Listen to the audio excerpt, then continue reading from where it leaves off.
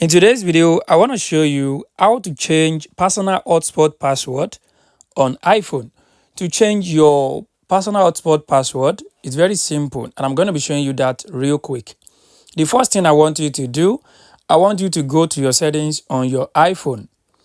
So let's open up my settings. So once you open up your settings on your iPhone, what I want you to do here, I want you to just scroll down a little bit. You are going to see where they wrote personal hotspot. So I want you to tap on that personal hotspot.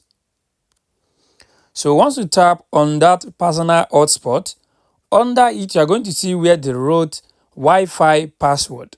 So I want you to tap on that Wi-Fi password.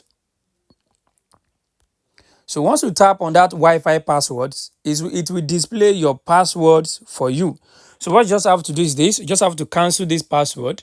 So once you cancel this password, put in your new password, and if you check the top right corner, you are going to see where they wrote done. You just want to tap on that done, and your password, your personal hotspot password, will be changed successfully. So guys, this is how you can actually change your personal hotspot password on your iPhone. I hope this video helped you. Thanks for watching.